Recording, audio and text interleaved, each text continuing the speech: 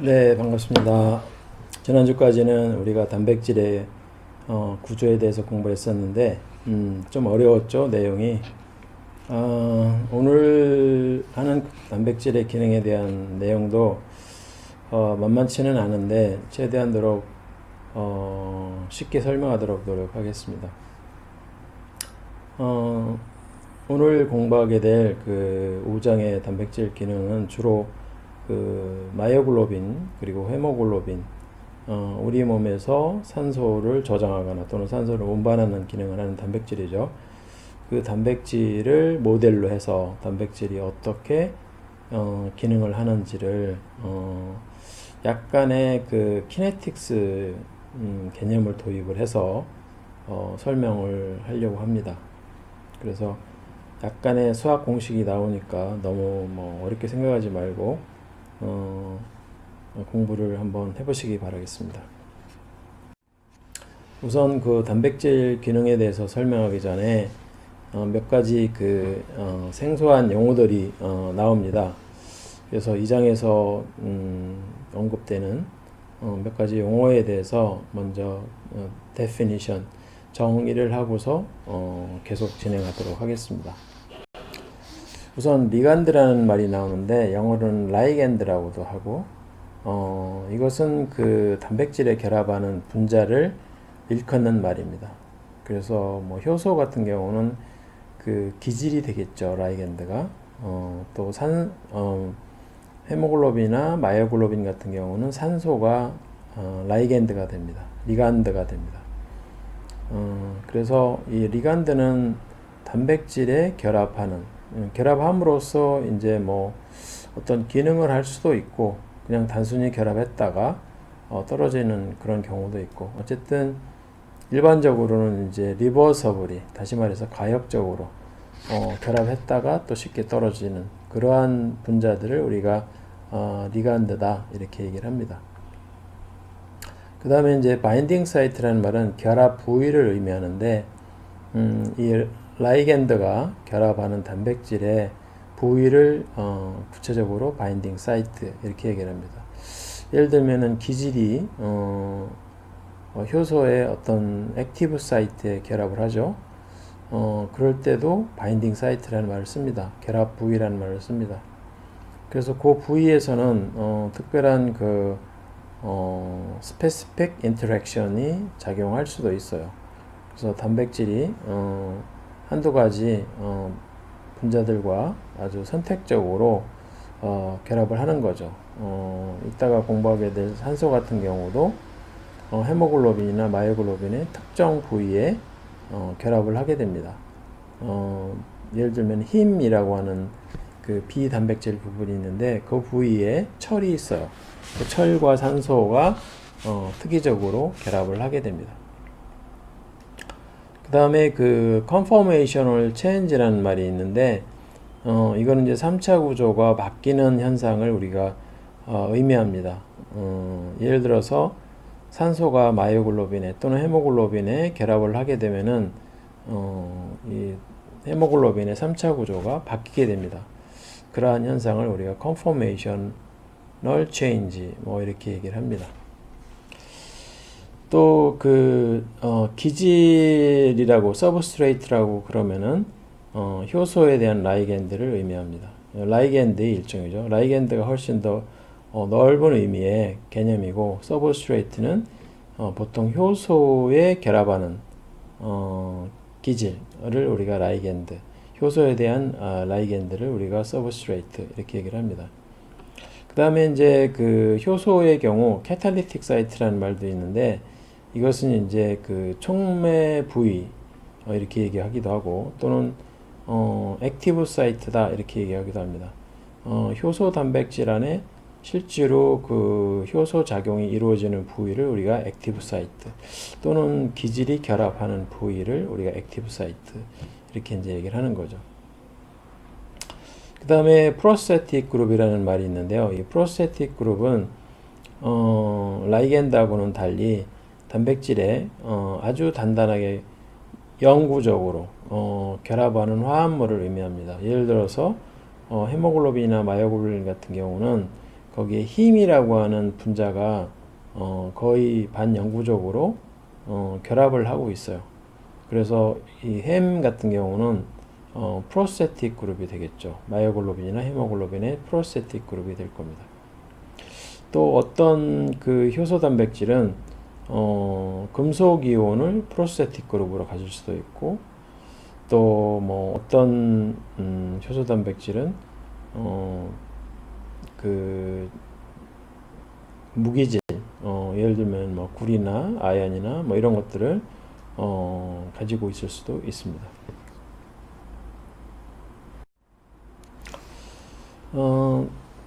우리가 이 장에서 공부하게 될 단백질은 주로 이제 그 구형 단백질인데, 이 구형 단백질이 우리 몸에서 굉장히 중요한 역할을 많이 합니다. 물론 이제 지난 시간에 우리가 단백질 구조를 배울 때 섬유성 단백질도 배웠어요. 섬유성 단백질은 대표적으로 콜라겐, 우리 그 몸의 단백질 가운데 약 25% 가장 많이 존재하는 단백질이죠.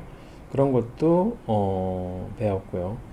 또 머리카락 배웠죠. 또 뭐 실크 단백질에 대해서도 배웠습니다. 이런 섬유성 단백질에 대해서 배웠고요. 그런데 실제로 우리 몸에서 굉장히 중요한 역할을 하는 단백질들은 거의 대부분이 구형 단백질입니다. 공 모양으로 이렇게 되어 있어요. 이 구형 단백질이 우리 몸에서 그럼 어떤 일을 하느냐? 여러 가지 일을 하는데 그 중에 몇 가지 중요한 기능을 보면은 이온이나 어떤 분자들을 저장하는 기능. 예를 들어서 마이오글로빈이나 페리틴 같은 경우는 철을 저장하는 그런 기능을 담당을 하고 있습니다. 또 마이오글로빈 같은 경우는 추가적으로 산소를 저장할 수도 있죠. 그리고 그 어떤 이온이라든지 분자들을 운반하는 역할을 하는 단백질도 있어요. 예를 들어서 헤모글로빈 같은 경우는 산소를 운반하죠. 우리 혈액 내에서. 또 세로토닌 트랜스포터라고 하는 단백질이 있는데 트랜스포터라고 그러면은 거의 대부분이 단백질로 이루어진 그 운반체를 우리가 보통 얘기합니다. 세로토닌을 운반하는 운반체를 세로토닌 트랜스포터로 이렇게 얘기를 합니다. 그 다음에는 이제 그 여러 가지 병원균에 대해서 방어 작용을 하는 또 글로뷸라 단백질들이 있어요. 구형 단백질들이 있어요. 예를 들어서 엔티바디, 항체죠. 항체의 그 성분은 단백질입니다. 또 여러 종류의 사이토카인들이 다 단백질이에요. 이 사이토카인들은 보통 염증 반응에 관여를 하는 단백질로 알려져 있습니다. 그리고 근육 수축에도 관여를 합니다. 대표적으로 액틴하고 마이오신 같은 경우가 근육 수축과 관련이 있습니다. 그 다음에 그 여러 가지 그 효소들, 우리가 이제 biological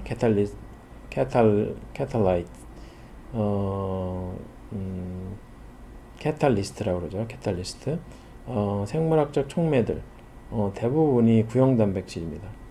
여기는 이제 그 중에 일부만 여기 적어놨는데, 효소의 종류는 뭐 수천 가지가 될 거예요. 수만 가지가 될 수도 있겠죠. 카이모트립신이나 뭐 라이소자임 이런 것들은 카이모트립신은 단백질을 분해하는 효소고, 라이소자임은 그 미생물의 세포 벽을 분해하는 효소가 되겠습니다.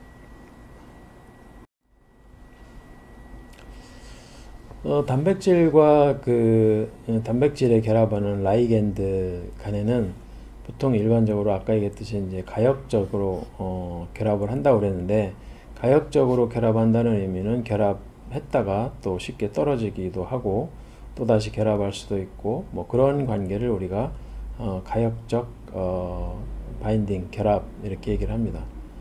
그래서 마이오글로빈이나 헤모글로빈에 산소가 결합하는 경우는 가역적 결합이라고 볼 수가 있어요.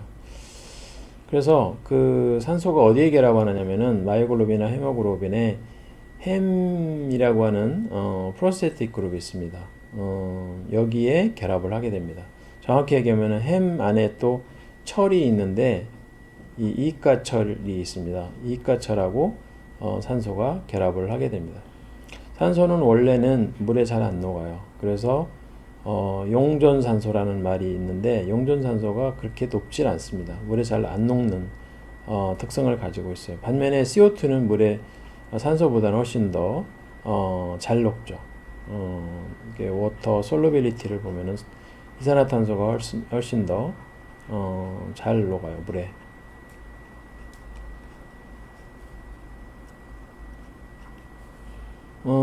그 다음에 이제 아까도 얘기했지만은 햄에서 실제로 산소와 결합하고 있는 것은 철입니다. 이 철이나 구리는 어떤 특성을 가지고 있냐면은 산소와 잘 결합하는 굉장히 강력한 경향을 가지고 있습니다. 이 철이 아까도 얘기했듯이 이 햄을 형성을 하는데 프로토포핀이라고 하는 구조에 철이 결합되면은 햄이 됩니다.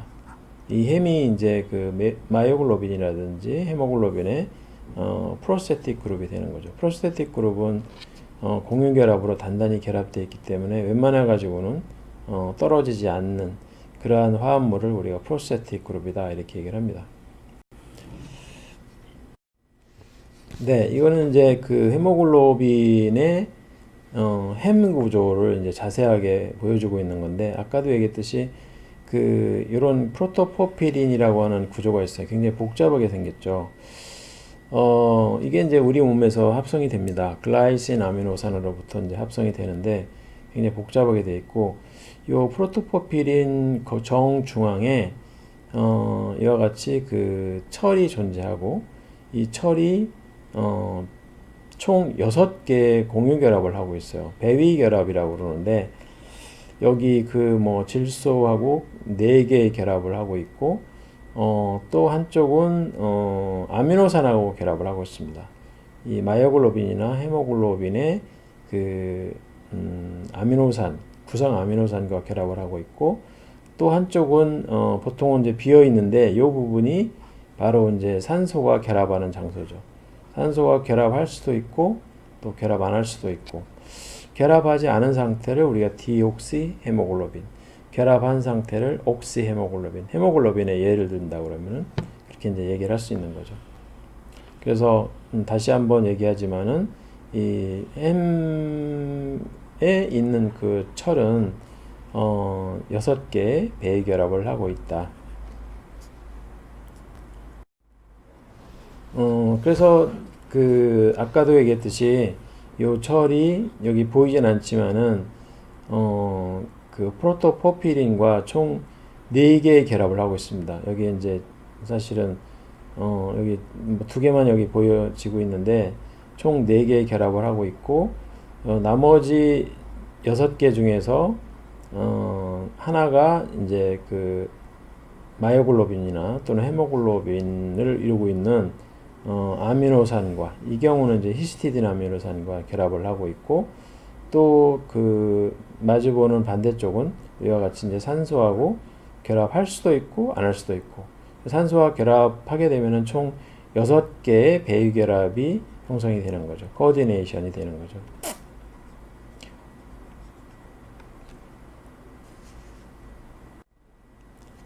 이것은 이제 마이오글로빈의 구조인데, 우리가 단백질 구조를 설명할 때 알파 헬릭스 구조는 리본 모양으로 그리고, 또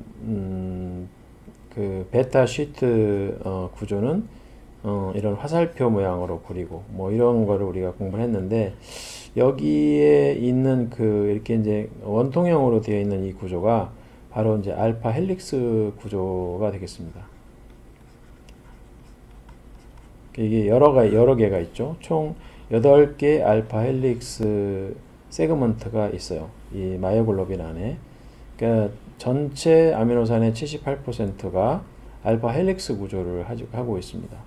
베타 시트는 없어요.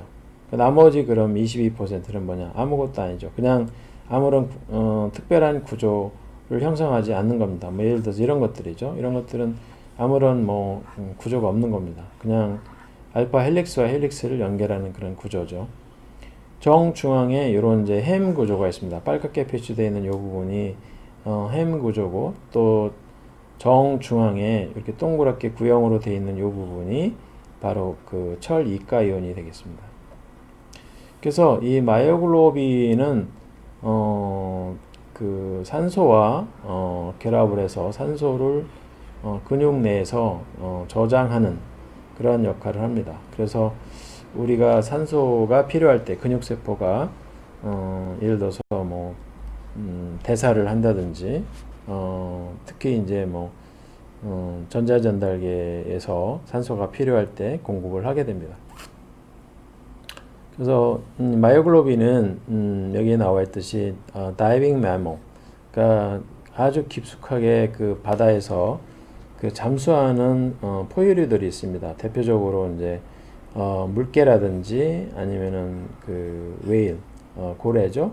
고래 같은 동물에 마이오글로빈이 굉장히 많이 있어서 얘네들이 이제 오랫동안 잠수가 가능해요. 왜냐면은 마이오글로빈이 산소를 많이 그 저장을 할 수가 있기 때문에 마이오글로빈이 많을수록 산소를 많이 가지고 있을 수가 있죠. 그러면 오랫동안 숨을 쉬지 않고서도 이 다이빙을 할 수가 있는 겁니다.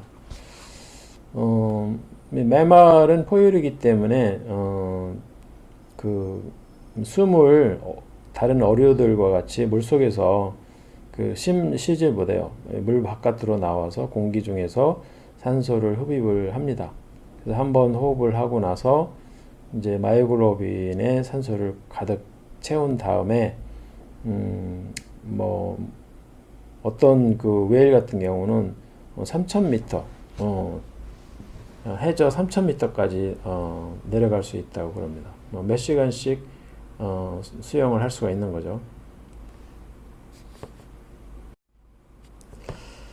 네, 그 다음에는 조금 이제 키네틱스 개념을 설명하도록 할 텐데, 역시 마이오글로빈하고 산소 간의 그 상호작용을 가지고서 예를 들어서 설명을 하도록 하겠습니다. 그래서 마이오글로빈을 P라고 우리가 표현을 하고 산소를 L이라고 편의상 놓겠습니다. 그래서 P는 이제 프로테인의 약자고 L은 라이겐드, 아까 우리가 첫 슬라이드에서 공부했던 그것이 되겠습니다.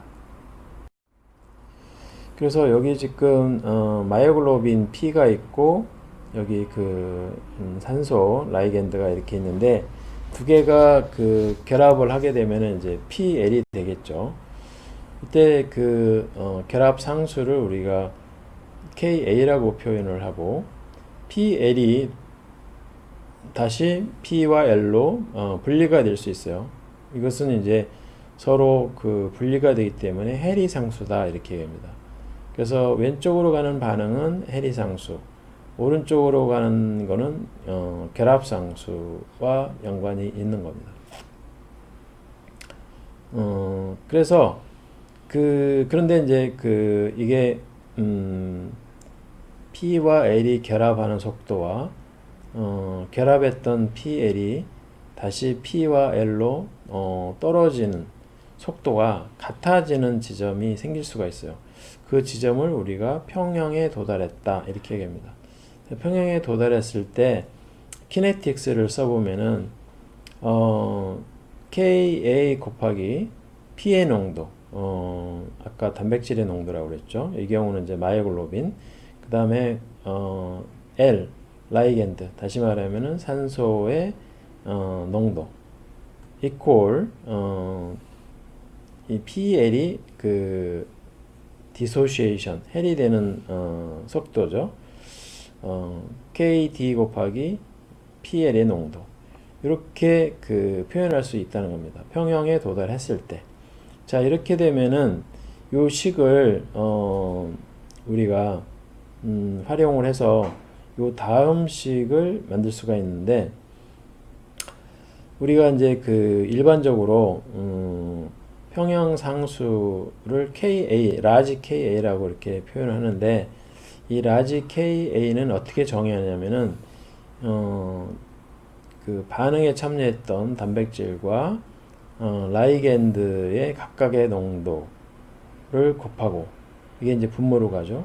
그 다음에 이제 그 PL, 단백질과 라이겐드가 결합한 것의 농도. 그래서 요 그 박스로 쳐져 있는 것은 각각 농도를 의미하는 겁니다. 이 경우 다 농도를 의미해요. 그래서 이 평형상수값 여기서 Ka는 P 곱하기 P의 농도 곱하기 L의 농도 분의 PL의 농도가 되겠습니다. 자, 그런데 위에서 그 Ka 곱하기 P의 농도 곱하기 L의 농도 이퀄 KD 곱하기 PL 이렇게 했으니까 예를 들어서 요 PL을 이쪽으로 넘기고 KA 값을 이쪽으로 넘기면은 KD분의 KA가 되는 거죠. 그래서 해리상수분의 결합상수가 바로 평형상수가 되는 겁니다. 이제 이건 평형상수죠. 또는 P의 농도 곱하기 라이겐드의 농도 분의 PL의 농도가 바로 이제 평형상수 값이 되겠습니다. 자, 이런 그 다음에 그 KA 값이라는 게 있어요. KA 값은 association constant입니다. 결합상수인데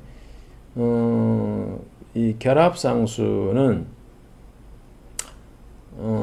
이 P의 농도 곱하기 L의 농도 분의 PL의 농도. 아까 평형상수 값하고 이제 뭐 비슷한 개념이라고 볼 수가 있는데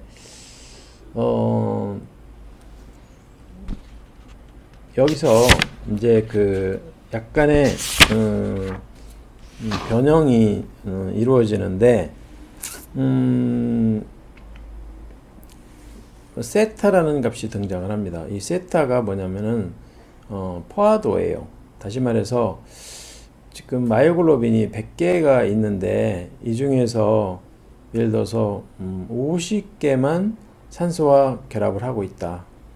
그러면은 포화도가 얼마냐면은 50%가 되는 겁니다. 또 만약에 100개 중에서 전체 마이오글로빈의 100개 중에서 10개만 산소와 이렇게 결합하고 있다. 그러면은 포화도가 10%가 되는 거예요. 포화도의 개념은 이런 겁니다. 자, 그러면 이제 세타가 뭘 의미하는지는 알겠죠. 포화도다. 이렇게 이제 생각을 하면 될 것 같고요. 그래서 뭐 50%라고도 하고 그냥 0.5라고 이렇게 표현하기도 합니다. 10%를 0.1이라고 이렇게 표현하게 돼요.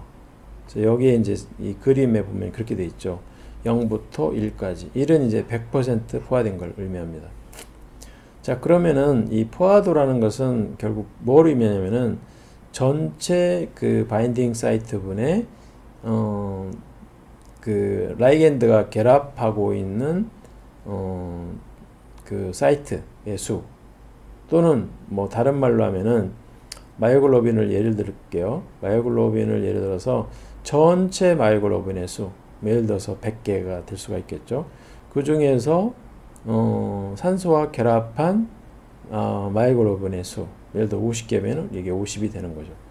그래서 이거를 이제 수학식으로 써보면은 산소와 지금 결합하고 있는 마이오글로빈이 있을 수가 있고 산소와 결합하지 않은 마이오글로빈도 있을 수가 있겠죠. 이 두 개를 합한 것이 토탈 마이오글로빈이 되겠습니다. 토탈 바인딩 사이트가 되겠죠.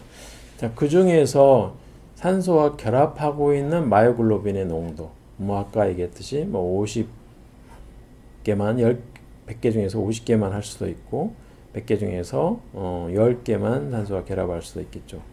그것을 우리가 PL로 표현을 합니다. 자, 이렇게 이제 정의를 했어요. 세타 자체를. 세타가 이제 이렇게 정의가 됐습니다. 전체 마이오글로빈 분의 산소와 결합하고 있는 마이오글로빈 이렇게 이제 정의를 했다고 가정을 합시다.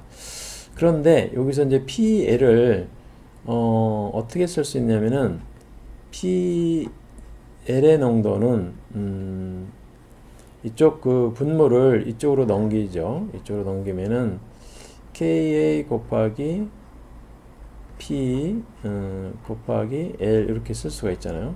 예. 그래서 여기 PL 대신에 이걸로 치환을 시켜요. 자, 그러면 어떻게 되냐면은 PL 대신에 KA 그 다음에 P L 여기 플러스 P 분의 분모도 똑같이 KA P L 이렇게 되겠죠. 자, 이렇게 됐는데 여기 이제 그 보면은 모든 항에 P가 있으니까 약분이 가능하죠. 그래서 P를 다 제거를 합니다. 자, P를 이렇게 다 제거해요. 그 다음에 KA로 분자와 분모를 나눠줘요. 그럼 어떻게 되냐면은 L 분의 KA 분의 1 분의 1 이렇게 되겠죠. 그죠? 굉장히 이제 단순한 수식으로 됐습니다. 네, 1이 아니고 L이네요. 자, 그런데 KA분의 1은 뭐냐면은 헬이 그 결합상수분의 1입니다. 결합상수의 역수이기 때문에 이거는 헬이 상수나 마찬가지예요. KD나 마찬가지예요. 그래서 요 식이 나온 겁니다. 자, 이해가 되겠죠? 그래서 그 포화도는 산소 포화도는 마이글로빈의 경우 라이겐드 산소의 농도 더하기 산소와 마이글로빈의 해리상수 분의 현재 상소의 농도 이렇게 이제 표현할 수 있다는 거죠. 자, 이거를 이제 그 그래프로 그려보면은 요 밑에 있는 요 그래프가 되겠습니다. 그래프가 이렇게 나오죠. 그래서 이런 그래프를 L의 농도, 산소의 농도를 X축에 놓고 이 포화도를 Y축에 놓고 그래프를 그려보면은 이런 하이퍼볼릭한 그래프가 나옵니다. 이런 그래프의 모양을 하이퍼볼릭 이렇게 얘기합니다. L이 무한대로 가게 되면 L이 증가하면은 이 KD 값이 거의 무시가 되니까 이거하고 약분이 돼가지고 1에 1로 되겠죠. 그렇죠? 무한대로 가게 되면은 1에 접근하게 됩니다. 자, 요런 방정식은 하이퍼볼릭한 커브를 보여줍니다. 자, 그런데 여기서 그 KD라는 게 도대체 뭐냐? KD가 여기서 이제 자세히 들여다보면은 세타가 50이라고 우리가 가정을 합시다. 또는 0.5라고 가정을 한번 해보죠. 그럼 50%가 포화가 됐다는 얘기입니다. 50%가 포화됐을 때 KD하고 LA 그 라이겐드의 그 관계를 보면은 이 공식에다가 세타는 이퀄 L 플러스 분의 KD 분의 L 여기다가 대입을 하면은 L 이퀄 KD가 나와요. 무슨 얘기냐면은 KD라는 것은 포화도가 0.5일 때의 라이겐드의 농도라는 겁니다. 다시 말해서 마이오글로빈이 산소에 정확하게 50% 포화됐을 때 그때의 그 산소의 농도 그것이 바로 해리상수 KD라 이렇게 얘기할 수 있는 거죠. 근데 이 KD가 여러 가지 의미를 가지고 있는데 특히 중요한 의미가 뭐냐면은 이 KD 값이 낮을수록 라이겐드와 단백질 간에는 친화성이 높다 이렇게 이제 얘기할 수가 있어요. 그래서 이 KD 값이 뭐 이렇게 될 수도 있겠죠. 예를 들어서 우리가 그래프를 하나 또 한번 그려보면은 아주 샤프하게 이렇게 쫙 올라가는 이런 커브가 있다고 합시다. 이게 이제 50 0.5 여기가 이제 KD 값이 되겠죠. 이 KD 값이 만약에 이게 뭐 한 1이다. 근데 이게 KD 값이 0.1이다. 그러면은 여기에 있는 이 단백질의 그 KD 값은 이거의 10분의 1밖에 안 되는 겁니다. 10분의 1밖에 안 된다. KD 값이 낮다는 것은 아까 얘기했듯이 라이겐드가 뭐 산소라고 그러면은 산소와 이 마이오글로빈 간의 친화성이 높다는 것을 의미합니다. 그래서 이 경우 KD 값이 만약에 뭐 1인데 어떤 단백질은 KD 값이 0.2다 그러면은 이 단백질 뭐 이게 A 단백질이라고 그러면 A 단백질 이거는 B 단백질이라고 그러면 A보다 B는 10배 더 친화성이 강한 거죠. 라이겐드하고. 네, 그렇게 설명을 할 수가 있습니다. 자, 그 라이겐드가 기체일 경우에는 L 대신에 뭐를 쓸 수 있느냐면은 산소 분합을 쓸 수가 있어요.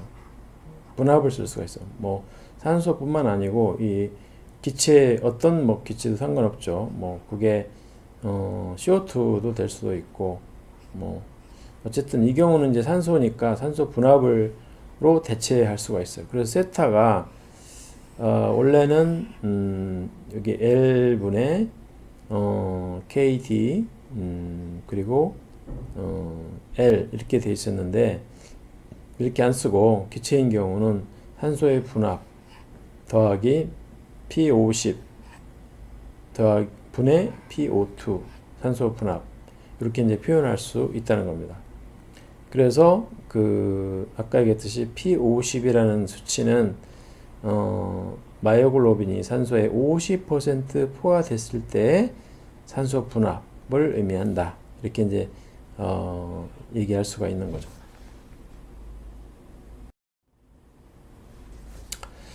그 다음에는 이제 조금 주제가 약간 좀 바뀌는데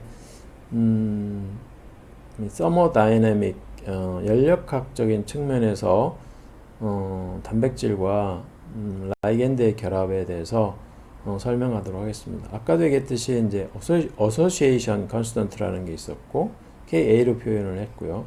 또 디소시에이션 컨스턴트라는 걸 KD라고 얘기를 했죠. KD가 좀 더 그 많이 활용이 됩니다. KD 값이 낮을수록 단백질과 라이겐드 사이의 친화성은 더 높다 이런 얘기를 했었죠. 그리고 이 둘 간에는 서로 그 역비례 관계에 있습니다. 그리고 이제 새로 등장하는 개념이 바인딩 프리 에너지라는 게 등장합니다. 델타 G0라 해가지고 집스 프리 에너지 값이 등장을 합니다.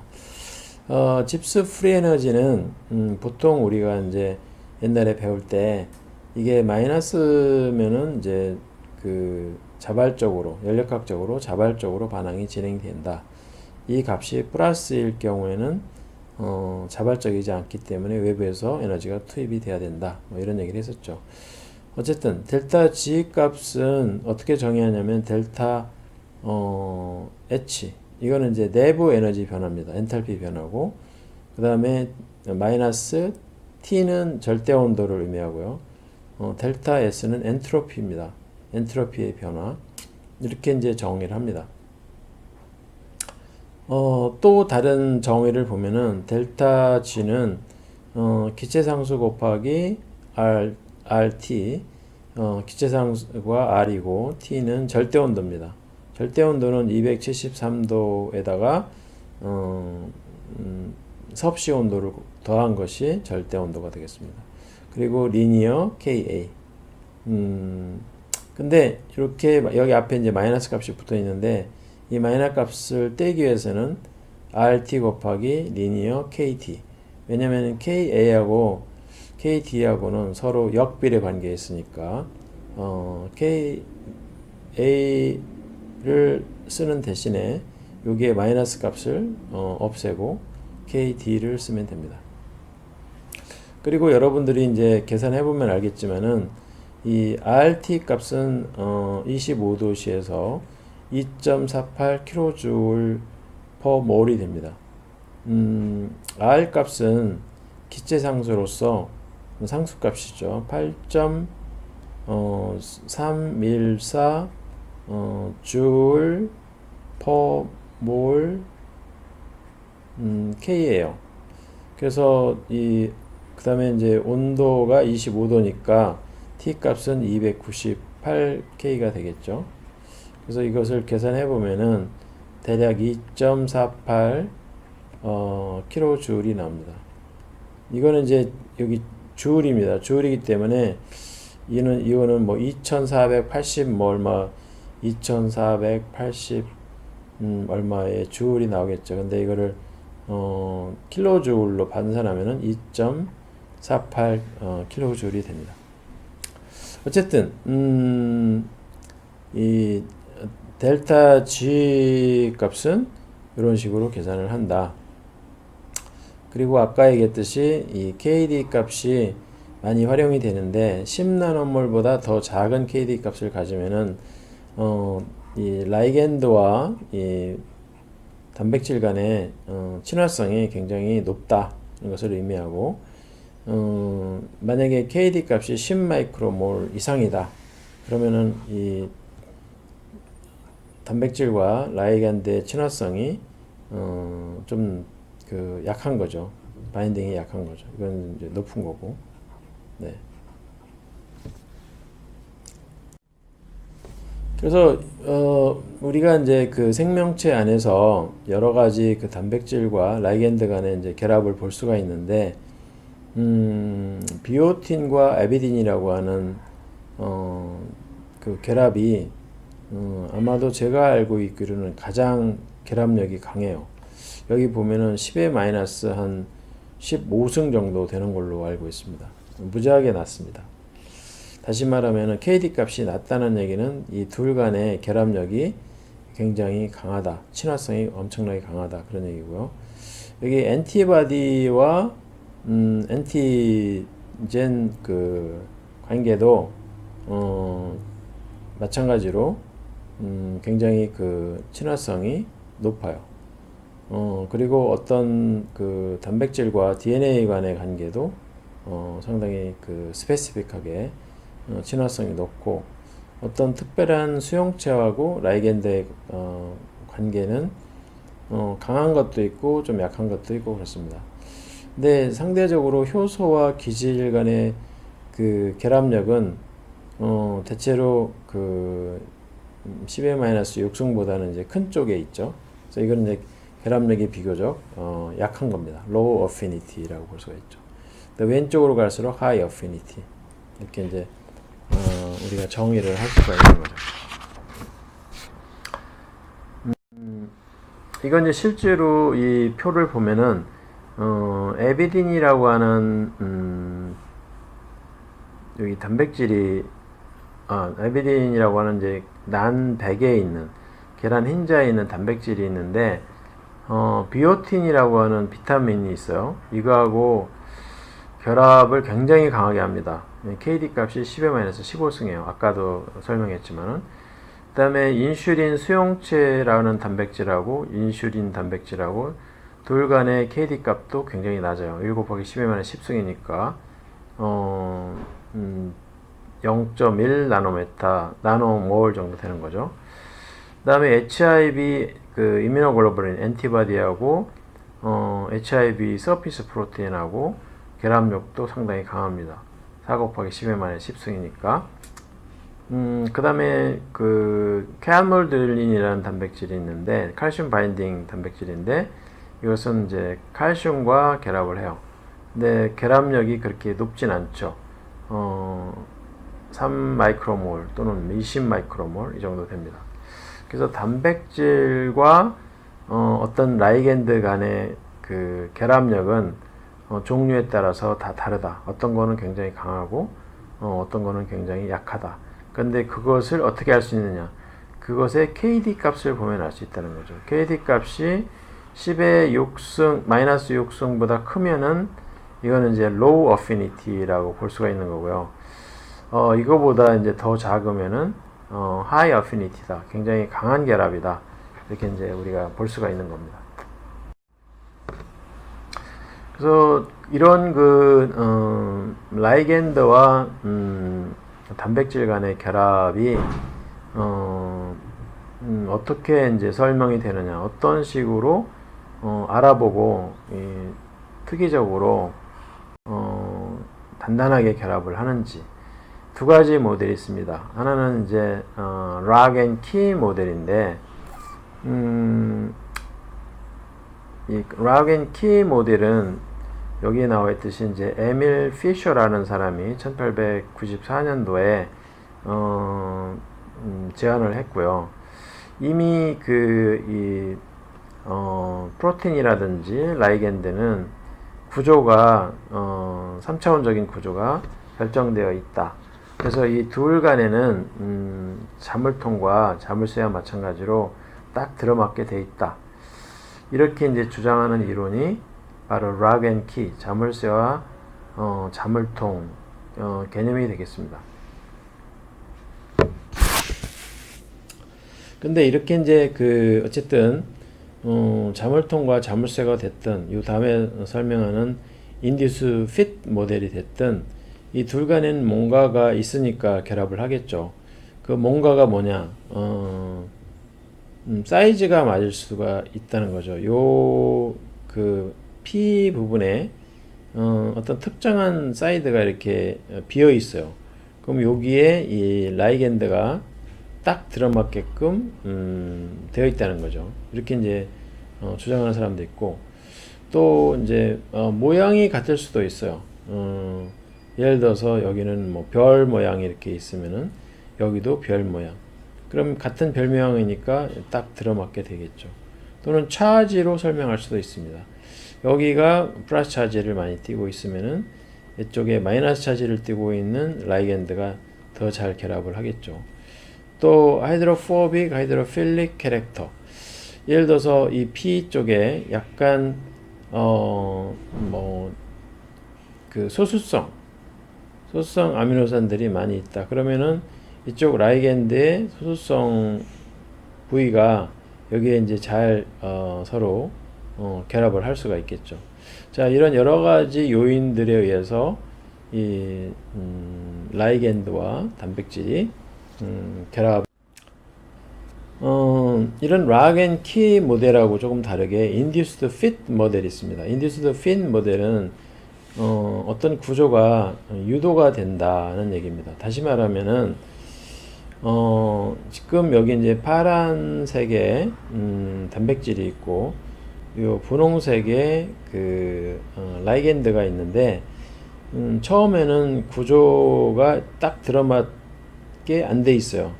그런데 이 두 개가 서로 이제 가까이 오다 보니까 이 구조가 바뀌는 거죠. 그래서 이 프로틴 구조가 이 라이겐드의 구조하고 잘 들어맞도록 서로 구조가 바뀌는 겁니다. 라이겐드도 구조가 바뀌고 또 이 단백질 부분도 구조가 바뀌어서 이와 같이 이제 딱 들어맞는 구조가 된다. 이런 이론을 우리가 induced fit 이론이라 이렇게 얘기합니다. 유도된 구조 변형.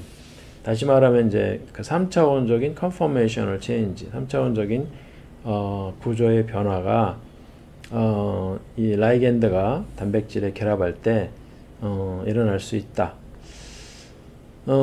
이런 이론을 이제 미국의 지금은 아마 돌아가셨을 텐데 UC 버클리 생화학과에 계셨던 다니엘 코실랜드라고 하는 교수님이 1958년도에 이론을 제시를 했고 지금까지도 이 이론이 50% 정도 이상 맞는 걸로 이렇게 받아들여지고 있습니다.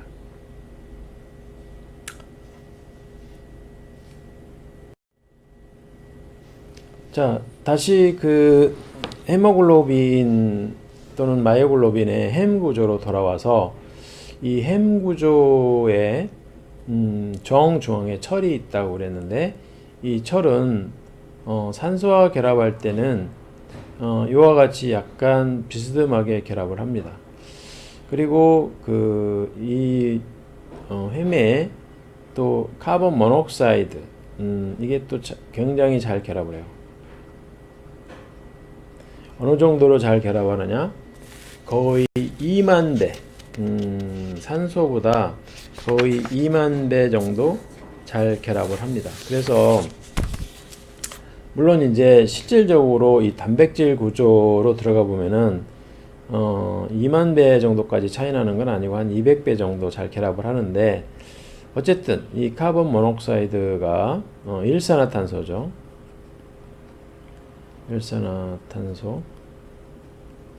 스페링이 여기 조금 너무 붙었는데 사실 여기 하나 떼어야 되는데, 이 일산화탄소 중독으로 옛날에 많은 사람들이 죽었습니다. 요즘은 뭐 연탄가스를 맞는 사람들이 그렇게 많지 않은데, 요즘도 이제 일부러 자살하기 위해서 연탄이나 뭐 번개탄 같은 것을 차 안에다가 피워놓고서 그냥 자살하는 사람들이 가끔 있는데, 거기에서 뭐가 나오냐면은 일산화탄소가 나와요. 이산화탄소가 아니고 카본 모녹사이드, 일산화탄소가 나오는데, 이 일산화탄소가 우리 몸에 있는 헤모글로빈과 또는 뭐 마이오글로빈과 잘 결합합니다. 산소를 밀어내고 이 일산화탄소가 결합을 해요. 그러다 보니까 산소를 운반할 수가 없게 되고 산소 부족으로 결국 이제 사망하게 되는 거죠. 그래서 이 산소는 이 헤매에 여기 나와 있듯이 이제 어떤 일정한 각도를 가지고 결합을 합니다. 직선으로 결합하는 게 아니고. 그런 반면에 CO2는 이 포피린 링 구조에 거의 직각으로 결합을 합니다. 퍼펜디큘러하게 결합을 하고 굉장히 강력하게 결합을 하는데, 아까 얘기했듯이 거의 2만 배 정도의 강도로 결합하는데, 실제로는 이게 이제 이렇게 되어 있는 게 아니고, 이건 이제 순수한 햄을 분리했을 때 이렇게 결합한다는 얘기고, 이 주변에는 사실은 여러 가지 이런 단백질에서 유도된 아미노산들이 여러 개 이렇게 배치되어 있기 때문에 산소가 약간 비스듬하게 결합하는 것은 문제가 안 되는데, 이 CO가 이렇게 직선으로 직각으로 결합하는 것은 불가능합니다. 그래서 이제 그 결합력이 2만 배에서 200배로 떨어지는 거죠. 그 얘기를 이제 요 다음 슬라이드에 하고 있는데, 이 카본 모녹사이드는 헤매, 프리 헤매, 그러니까 단백질이 결합하지 않은 그 프리 헤매, 산소보다 2만 배 더 잘 결합하는데, 다시 말하면은 이제 그 헤매 CO에 대한 그 결합력 KD 값이 이 산소에 대한 것보다 뭐 디소시에이션 컨스턴트가 되겠죠. CO. 이게 이제 2만 배 더 작은 거죠. KD 값이.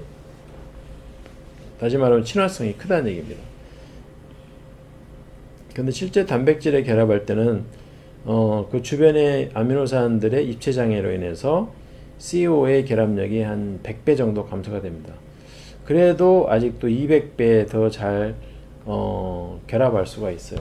그래서 아주 소량의 카본 모녹사이드가 주변에 있다고 하더라도 그 산소 부족으로 인해서 질식사를 할 수가 있습니다. 그래서 옛날에 그 연탄을 떼던 시절에는, 옛날엔 난방을 가스로 안 하고 이제 그 연탄을 떼어가지고 난방을 했어요. 그때는 이제 이 연탄가스 중독, 다시 말하면 이 CO, 연탄을 태울 때 나오는 부산물, 이 CO에 의해서 많은 사람들이 저승으로 갔습니다.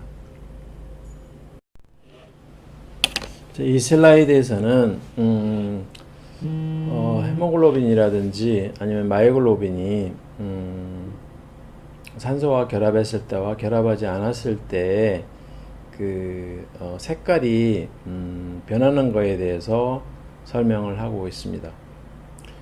결론부터 얘기하면은 그 산소가 결합하지 않은 디옥시 헤모글로빈 같은 경우는 예를 들면은 이제 정맥에 있는 혈액 같은 경우는 약간 진한 적색, 거의 뭐 퍼플색에 가까운 것을 띠는데 그 산소가 결합되어 있는 옥시 헤모글로빈 같은 경우는 동맥혈에 있는 그런 헤모글로빈이죠. 그런 경우는 산소가 결합하고 있어가지고 굉장히 선홍색을 띠게 됩니다.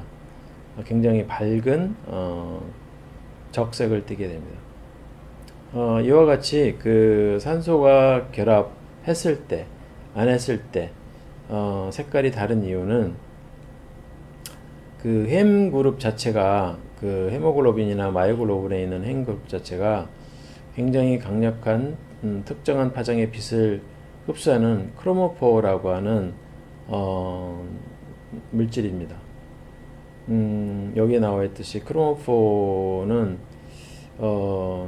그냥 그 햄 그룹이 그냥 크로모포가 아니고 그 자외선의 영역과 가시광선의 영역을 둘 다 강력하게 흡수하는 크로모포예요. 그 빛을 흡수하는 물질이죠. 그 햄 그룹 안에 있는 철, 이가철이죠. 이가철은 산소가 없는 상태에서는 429 나노메타의 그 굉장히 강력한 그 소렛 밴드라는 그러니까 뭐 흑광도라고 해야 되나요? 흑광도를 보입니다. 근데 산소가 결합을 하게 되면은 이 햄의 그 전기적인 그런 어떤 전자적인 특성이 약간 바뀌면서 이 최대 그 흑광도를 보이는 파장이 414 나노메타에서 429 나노메타에서 414 나노메타로 약간 바뀝니다.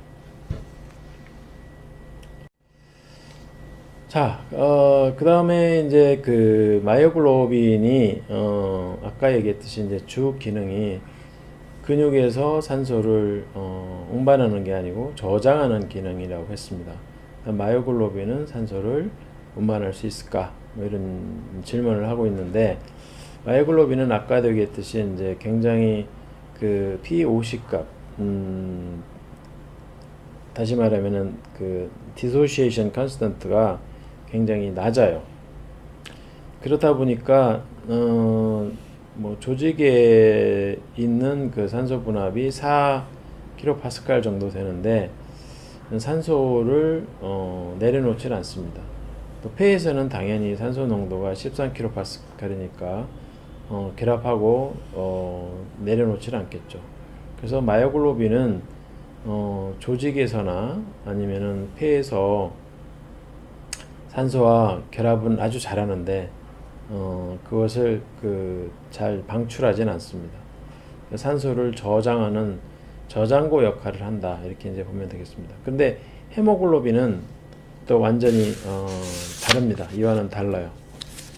그래서 지금부터는 이제 헤모글로빈이 왜 마이오글로빈과 다른지를 설명하도록 하겠습니다.